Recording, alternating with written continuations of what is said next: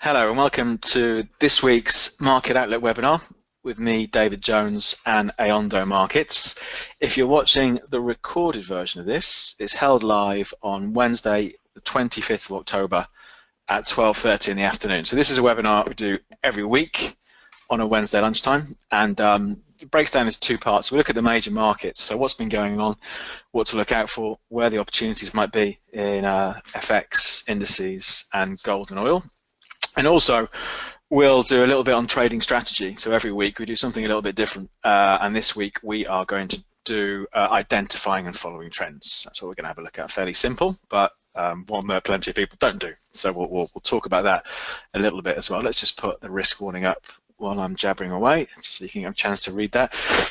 It's been a quiet start to the week, but it always was going to be a quiet start, I think, this week, because all the action is really from today. So this morning we've had the UK GDP, gross domestic product number out, the growth for the last quarter. The expectation was 0.3%, the UK economy grew by 0.4%. So we've seen a sharp move for the pound off the back of that.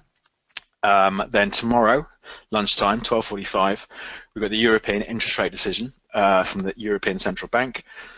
No changes expected there, but as ever, it will be what will be said about the Europeans reining in some of the economic stimulus that could have an impact on market, and that markets and the press conference starts at 1:30, so we can often see volatility. The euro is quiet today again, which is not surprising. Everyone's waiting to see what happens tomorrow. Then on Friday afternoon, we've got, I think it's at 1:30, we've got US GDP. So how much did the US economy grow in the last quarter? I think the expectation is for about 2.5%, I think, something like that. So we've got a busy few days now. So I think that risk warning's been up for long enough. So let's just flip it to the trading platform. Here we go. So we're looking at, this is Aondo's trading platform, Trade Hub. I thought we'd start off with the pound. I think this is the obvious one to start off with, but just to see the effect of the move. I tweeted about this the last couple of days because with these big levels for the pound, or relatively big levels on the short-term chart. This is an hourly chart that we're looking at, but it's sort of 130.80-ish has held the market up. You know, this morning it dribbled as low as 131.10, and you can see we're 140 points above that now. So it's 132.50 pound against the dollar. But I think what is interesting is how much of a barrier, again on the shorter-term charts. If I pick on, what do I want? Horizontal, high and low. If I pick on this sort of level here, how much of a barrier this has been, sort of 132.20. If I show it there, you can see we rallied up October the 19th, rallied up again October the 23rd, rallied up again, I think that was yesterday, early hours yesterday morning, and it failed. You know, so 132.30 had been a real line in the sand for the pound, but it's broken it, and so far at least it looks like a valid breakout. You know, we've spent a bit of time above it, we've moved our way through it, so I think this does suggest that it's not really a barrier anymore. But it's interesting. We'll take it out to the longer term view in a minute. So for me, I think the fact that we've had a better than expected result today for the UK economy, and it is all about expectations. It's never that much about, well, is the number good or bad for the economy? It's, well, the market was expecting 0.3 and we got 0.4%. You know, so we've gone bang off to the races, and it does. And of course, it feeds into the Bank of England next month in November, where we've got a stronger economy than we were expecting. So again, I think it turns up the dial and increases the odds that we are going to see this rate rise for the Bank of England, from the Bank of England next month. Not a big one, but symbolic that they're actually going to start raising rates. So let's see. So it's all contributed to a stronger pound. So for me at the moment, I'd definitely be looking to buy the dips. You know, if we saw a sell-off, we've had a big move. We've had a 130-point move this morning. If we saw a sell-off, let's wait to see where the sell-off stops. And maybe look, if we drop back in towards the 32s, the low 132s, and we see some strength coming back in, for those who want to try and jump on, maybe that's the opportunity. But let's just go back and remind ourselves of the big picture view. Nothing has changed from a big picture view for the pound. The story this year has been all about. I'm clicking these buttons wrong today. Sorry. Has been all about recovery, and that is still going. So there's our trend for pound US dollar over, well, that starts, I've started it here, I could have started it back there actually, but that's from March this year. So we are still chugging along in this recovery, hit 136 in a bit in September, sold off, big sell-off, nearly a 600, well actually a 600 point decline, but we've found stability over the last couple of weeks. So 130, clearly I think a big level for this longer term trend, pound US dollar. So I think expectations of the longer term chart, the expectations would be, while this trend remains intact, a run back up to the 136s again. And let's just take this out. 136 pushed into where the market was trading after the Brexit vote, after that vote in June 2016. So that would be, I think, the initial target. And if we start clawing that back, we'll start looking at 140, I think. But so for me, while it's above 130, the recovery is intact. So we should be expecting the market to push higher. Let's have a quick look on the hourlies. Here we go. So for me, this was the downtrend. So the downtrend was broken a while ago, and it feeds into actually what we're going to talk about today about identifying trends. That downtrend was broken back here, but just because a downtrend breaks, doesn't mean that suddenly we're going to go from here, bang, up to there. So being a bit patient when we see a trend change, can give us a better level for entry. So for me, that was the end of the trend. We stopped making lower lows. We've just gone a little bit sideways, and we are still sideways. We're still sideways following this break. It really needs to break 133.50 to kick off the next leg higher. But it still looks now like a market where we should be buying the dips. With the ultimate stop somewhere below these lows from the beginning of October. But I think it will be interesting now the next few days. What does this market do after this break of 132.30-ish? What does it do? I don't think it's going to go rocketing up. So how does it react on a pullback? I think that's going to be the thing to watch. And for me, the approach would be look to buy into any weakness. If it sells off and then stabilizes and starts to move higher, look to buy with maybe a tightish stop. You can see on the RSI down here, for the fans of the squiggles, we've gone up very overbought, which is understandable after a move like this. 130 point move this morning. It's bound to drag it into overbought. So maybe it just needs to unwind a little bit, but it's a big break off the hourlies today on that. So pound US dollar gets interesting again. Let's take a look at the euro. So euro dollar, then we'll look at dollar yen, which again is on a big level. So euro dollar is boring, has been pretty boring this week, but that's because we've got the interest rates tomorrow. So it's not surprising that everyone's keeping their powder dry and seeing what the European Central Bank come out with. But on euro dollar, there was this trend that looked like that, and the trend line is broken. But I think, as I said last week, because we haven't taken out any previous major lows, and that for me is the major low, sort of 116.60, arguably even 116 from back here. So for me, 116, 116.60 is the key to whether this trend has actually ended. Yeah. So for now, while we're above that, I still think that trend is intact. You could say, for fans of the patterns, I'm not a fan of patterns, but you could say we've got a shoulder, a head, shoulder, and then even shoulder, head, shoulder there. So for people who think we've got a head and shoulders going on, okay, maybe we have. And if it breaks 116.60, then the target for that would be the height of the head, so 121 down to 116.60. Quick bit of maths, 440 points. There we go. So if it breaks 116.60, if you believe in head and shoulders mumbo jumbo, we should be looking at a 400 and odd point fall down to here somewhere. But let's see. For me, it's still bullish. It's okay. It's lost some momentum, but it hasn't broken any significant levels from just before it pushed out to fresh highs. Let's take a look on the hourlies. Some levels to watch tomorrow going into this central bank decision. You can see actually just over the last week how we've had some good swings over the last couple of weeks. We've had some good moves, 116.70 up to 118.80, so a 200-point move.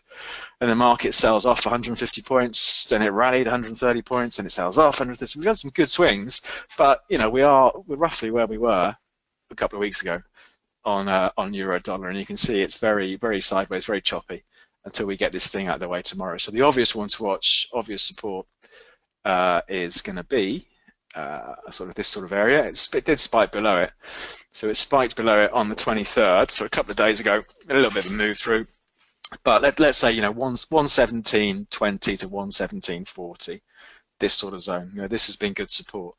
Personally, I think unless we get an absolutely massive shock from the European Central Bank tomorrow, I'd expect the euro to sort of claw its way up, because I think, like the pound, we've had the correction. We've had the big slide.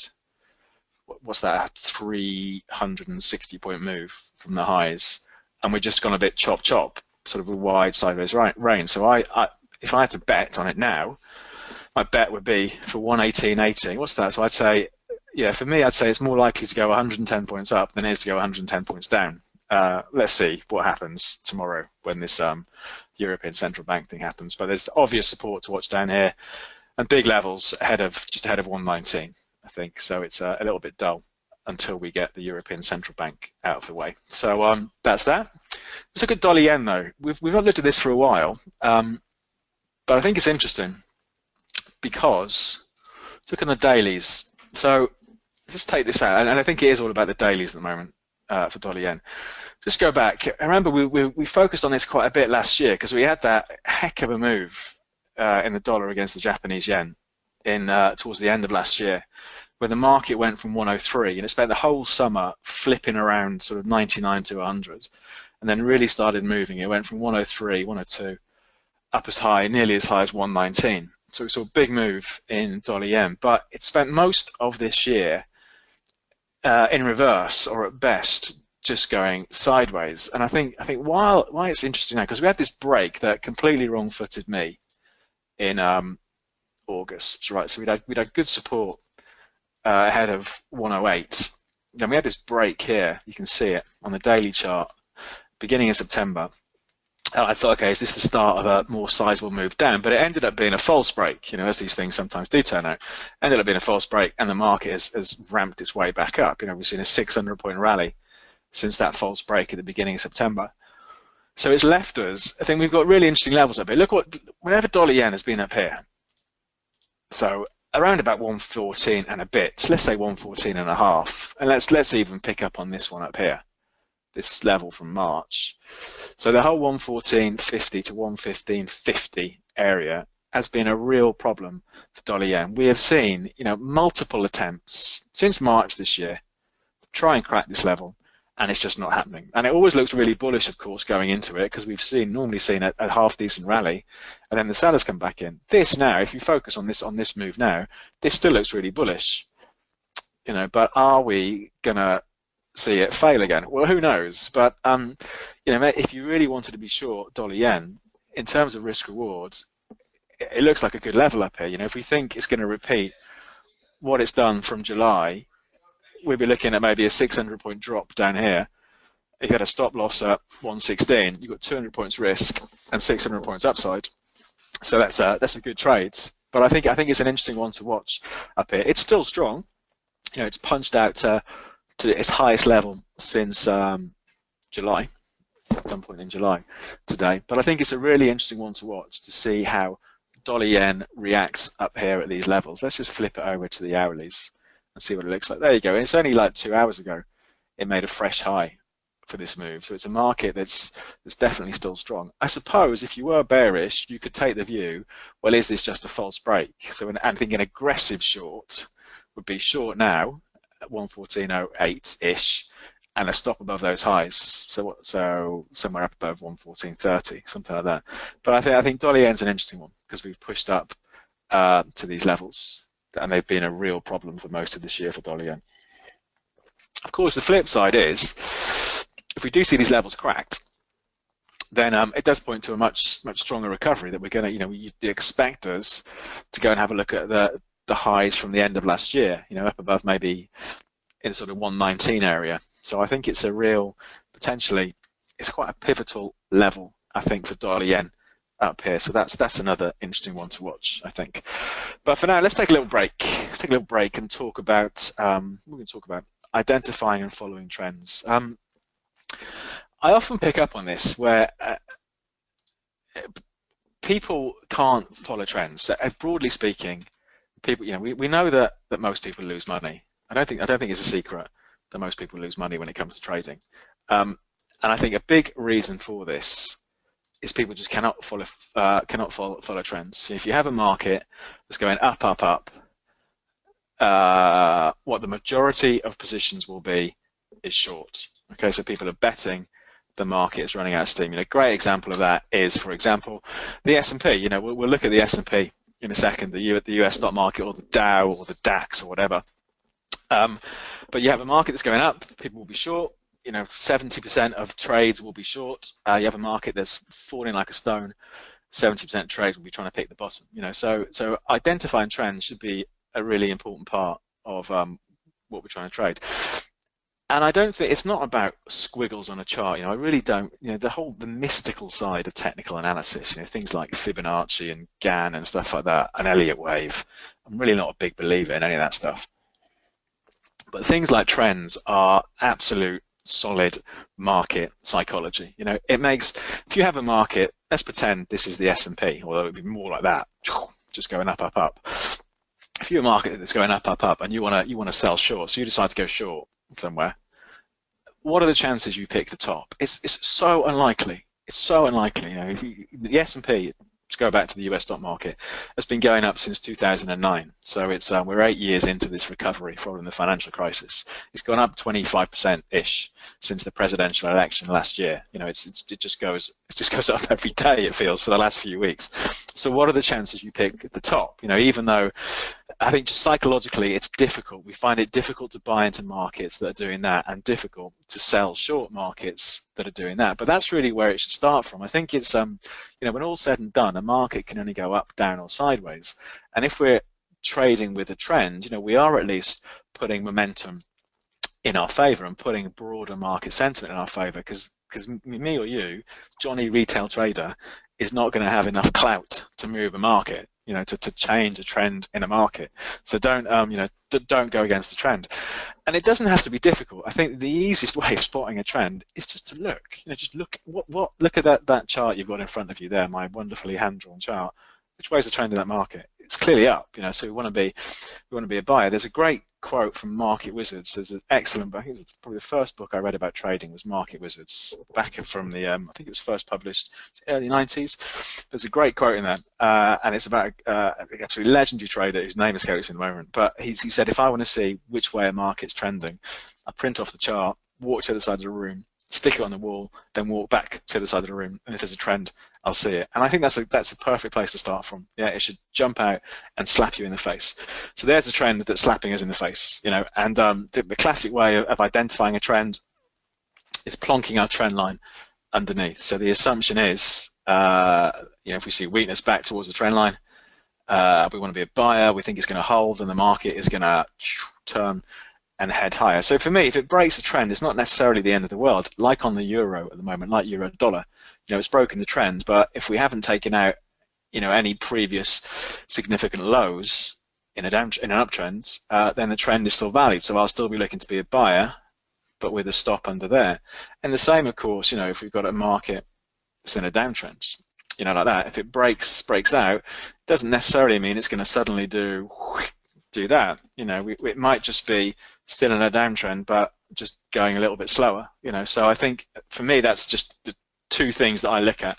Is it above or below the trend line, and act accordingly? Even if it breaks the trend line on the first break, still look to go with the trend with an obvious stop above a previous high, a significant previous high, if we're selling short, or below a previous low if we're buying, expecting the market to recover. And I think it doesn't have to be complicated. I think I'm not a fan of having 1,000,001 different indicators on a chart, because I think that you just end up ignoring what the price is doing. You spend so much time looking at your MACD, your stochastics, your moving averages, Fibonacci retracements. You miss out on the fact that the market's gone up for the last week, the last 3 weeks, the last 6 months, the last 3 years. So we want to try and trade with the trend. So on the subject of this, let's look at the stupid trending market that is the US stock market at the moment, the market that always goes up forever and a day. So we'll flick this over back onto the charts. Here we go. So let's look at the S&P as a great example I think, of a market that's been trending. So where are we? S&P 500. It's all going wrong though. We haven't seen all-time highs in US stock markets for 2 days. What is happening? Something is clearly going wrong. But here's a great example of the trend. So this is the daily chart, and if we went out to, where should we go out to? Do I need to make this a bit longer? Maybe I need to make this a weekly chart so we can get loads of stuff in. Here we go. Look at that trend. Absolutely ridiculous, isn't it? So there's our financial crisis lows. The low of the S&P is burned into my head. 666 was the S&P low in the financial crisis, and we're currently trading at what, 2565. So what's that? Fourfold, isn't it? Nearly fourfold off those lows from back there. And of course, the problem is, many people think to make money, I've got to be a buyer. I've got to try and buy the absolute low, which is why people will pile into markets that are nosediving. Yeah, but you don't have to. This is the perfect example that shows we don't have to worry about trying to buy the absolute low. We want to just try and get in on a trend, So there you go. There's our big picture trend for the S&P 500 off those financial crisis lows back in 2009. From a textbook point of view, you need 2 points to start drawing a trend line, and it's the third point that confirms it. So it's when the market comes back and tests. And this wasn't perfect, but again, in the real world, it's not perfect. You're not going to get an absolute hit on the level, but it came near enough, and this is where we are. So from a longer term trend point of view, we are, the S&P is overextended, but it doesn't care.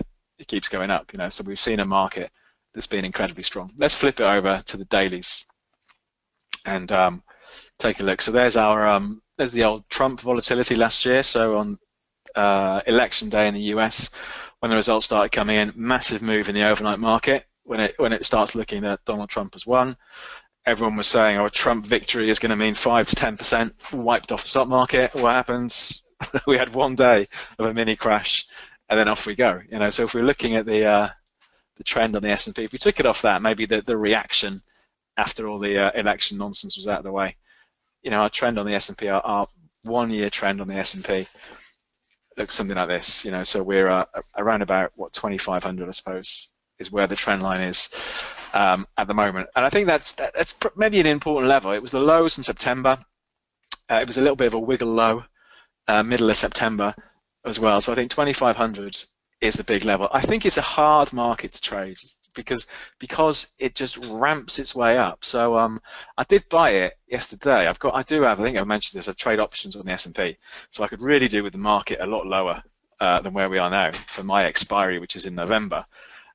So I sort of hedge bits and pieces. But look what happens. It's incredibly tight in terms of volatility. We have these days back here the other week where the market, it hardly even moves 10, 12 points a day, the whole range, so it's a pretty tight range. And then we get days where it looks like it's falling off a cliff, but bang, up we go. Yesterday, we had quite a sharp, was it yesterday? Day before yesterday, sharp sell-off, but bang, the market recovers. So I think for short-term traders, this trend is still strong. Big level in the short term is 25.40. Then it sold off again October the 19th. The short-term level for this afternoon, let's make this maybe a really short-term chart. I'm a big fan, I think, as I've mentioned on a few occasions, about looking at the previous day's highs and lows. And we have seen it overnight slip a little bit lower overnight. It has probed to its worst level in 5 days, the S&P overnight, but it's held. So again, an aggressive strategy. If you think the momentum is still out there, be a buyer at wherever we are, 2565.6, with a stop under that overnight low. But I think when proper trading starts this afternoon, I think these lows from maybe earlier in the week, 2563, will be interesting to watch. But it would be, I know we should all want stock markets to go up forever so we can all retire at 52 on our pensions, but it would be a lot more interesting, I think, if we had a bit more volatility in stock markets at the moment, because it's just it's a little bit dull. So that trend is still up, but let's see what happens this afternoon. Plus we've got this US GDP number on Friday, so maybe that will give us a bit more spice. But I think if it breaks 2580, if we see a rally in the market, the S&P breaks 2580, breaks out to fresh all-time highs again, everyone who's bought is going to be sitting on a profit, and we're going to see more buying, and we're going to see 2600. You're just picking these numbers out of the air now, but It's an incredibly strong market. Let's bring things a bit closer to home. The FTSE is still, it's interesting, the FTSE. Looking at this last week, and it's basically the same as last week. You know, on the FTSE 100 this year, we saw those all-time highs in June at 7,600.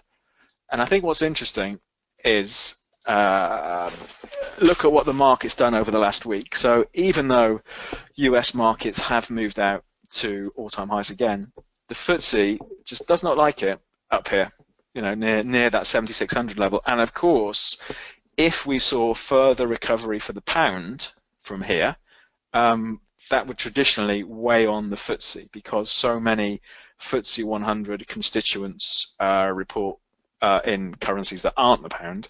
A strong pound will push their profits, will the exchange rate thing, of course, will affect their profits. So the FTSE does tend to move inverse to whatever the pound's doing.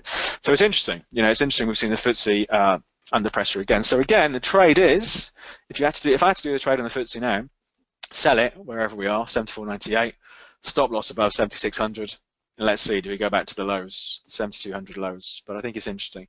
But once again, if we see 7,600 break on the FTSE, bang, we're off to the races. You know, it's classic breakout trade. But I think it is interesting how the market has, you know, started very slightly, I think, just to roll over from up here. So yeah, there we go.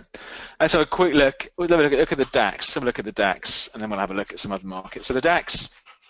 Really, it's a really odd market, the DAX. Plenty of volatility, though. I think if you craved volatility and you wanted to trade a stock market index, the DAX, I think, out of the three, FTSE, S&P, and the DAX, the DAX is the one. You know, we had this period during the summer. Let's pick up on that trend as we were talking about trends. We had the period during the summer where the market was selling off. This actually, when it did break out of its trend, it never looked back.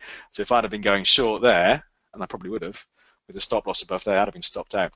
And then we never got a pull back to jump on board. It just took off. So we did have this correction during the summer, and the market ramped up and has broken out to fresh all-time highs. Oh, sorry, wrong thing. So broke out to those fresh all-time highs, but hasn't really gone anywhere, you know. So again, I think for this, if the US market starts to take off, you'd expect the DAX to get dragged higher again. But it's been a little bit boring over the last 2 weeks or so. If we have a look on the hourlies, I'm sure we'll see some levels. There we go. You can see how flat that's been. So again, if we saw, you know, a sell-off back to 12,900-ish, the low 12,900s, that looks like an opportunity. Because whenever we've seen it spike down here in the last couple of weeks, we've seen the buyers step in. So I think it's maybe an interesting one down here if it sells off down here. But as ever, it's all about what happens in the US. Maybe not so much for the FTSE if you see the pound can strengthen, but it's all about the S&P 500. But we could do with a little crash in the US stock markets just to spice things up a little bit, rather than just going up every day. We'll have a look at gold and oil. Before we do that, I had a few requests just to look at the old cryptocurrencies. So let's take a look at Bitcoin, the crazy world of Bitcoin, because it hit all-time highs again last week. Bitcoin, of course. So so this is, you know, where have we come from this year of Bitcoin? So the beginning of the year, Bitcoin was trading around about below $1,000. Let's say $1,000 to make it easy for me. And this year, and it's traded as high as 6,200. Absolutely ridiculous. I don't know if I've ever told this story before, but when I used to work for a broker, I did an interview with somebody, a TV channel, back in, it's been 2011, when Bitcoin was $150. And I remember saying, it's just a flash in the pan. It's just something for nerds. And here we are. So I don't believe a word I say about it. So we've seen this incredible trend. You know, where do you take the trends from on Bitcoin? The thing with Bitcoin is, though, is the volatility. You know, the levels of volatility that we have. You know, we could say our trend looks something like that. Maybe its trend is accelerated. We haven't got 3 touches, but there's clearly a strong momentum. But when it sells off, even though these dips don't look like much, they are like 15% sell-offs. You know, so if you can't trade it with tight stops, a market like that, you know, you need to give it room to wiggle around. There's been quite a bit of negative press this week about Bitcoin. I think the original Wolf of Wall Street guy came out and said that all these cryptocurrencies are just a scam. And he should know, of course, what a scam looks like. So we have seen a bit of pressure on the Bitcoin price, but not a massive sell-off. I'd have to say that trend is still up. But even if it corrected down to 4,000, so that would be a 25% fall from here. That trend still remains up. So I think it's an incredibly hard market if you want to trade it day by day. But longer term, it's still going up. Let's have a look at, to start wrapping things up, let's look at gold and oil. Let's have a look at crude oil first of all. So we're looking at, this is US crude oil. Not much has changed really. It's been maybe a bit of a quiet week for crude. But I think what's been interesting is, I was talking about this last week. So again, just on the whole trend thing. Our trend for much of this year looked like this. We had the market finish really strong last year. This year was in this just gradual drifting off trend.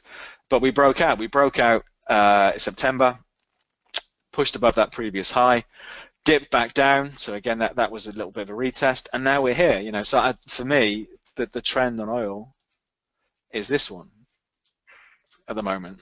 So I maybe, because it's been fairly quiet, I maybe wouldn't want to be a buyer where we are now, 52.20-ish. But if we dip back to the low 50s, I think it looks interesting. Let's flip it on an hourly chart. Here we go. So we had, it's a little bit messy, I think, but we had, quite a bit of support sort of down at these levels, 50.48, and then sort of 50.87. So I think if we did see it head down towards 51, which is it's only $1.30 away from where we are now, it could easily do that. I think it looks interesting again if we saw the strength coming back out. But I think the moves we have seen over recent weeks, it does look like finally it's shaken off that weakness that's dogged it all this year. So longer term, maybe a run back to look at those highs up at 56. Let's take a look at gold, and then we are done for the day. This is interesting. I've not looked at gold since we last did the webinar a week ago, but it's interesting because we have these various trends in gold this year that do break, but they never take out the previous major low. So it continues to trend higher, but trends higher at a bit of a lower rate. So why I think it's interesting is, I would say that is the trend potentially. I mean, again, it hasn't had the third touch, unless you want to view that as the third touch. But we did have, from the September the 8th highs, from 1360, which is the highest level since last year, I think, traded down to 1260, so a $100 move. That's a big old move, and it's broken out. But actually, this actually does tie up with what I was saying. We'll look on an hourly in a minute. It might be a bit clearer.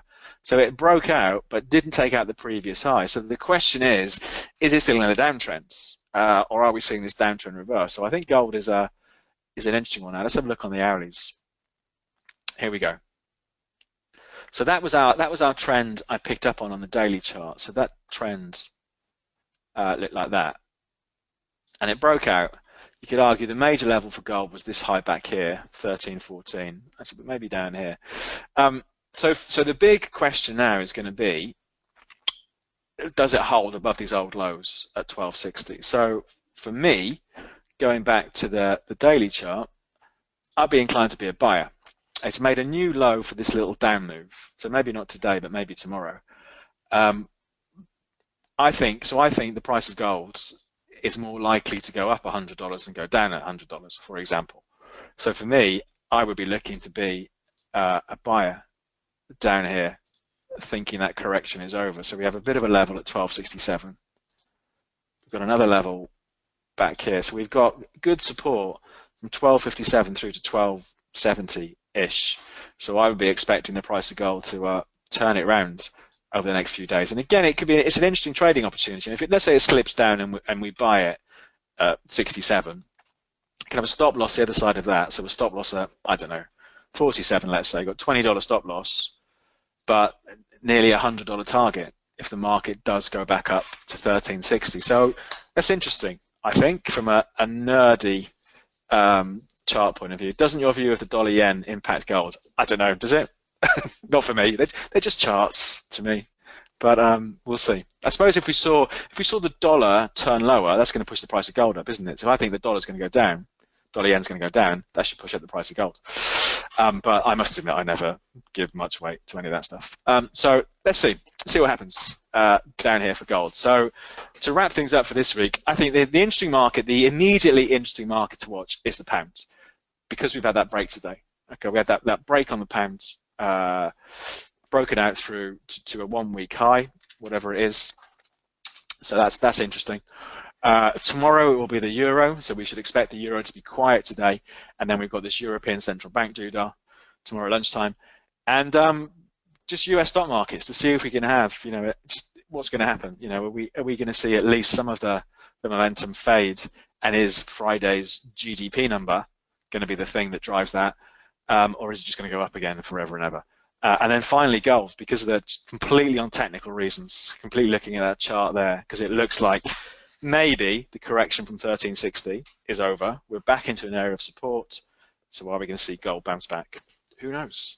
We'll see. But plenty to keep an eye on. We will wrap things up there for this week. Thanks for coming along. Do it all again next Wednesday. So I think we've got an interesting few days ahead of us, and maybe a bit more volatility for all these markets. Okay, thanks very much, and I hope everything goes well for you over the next week.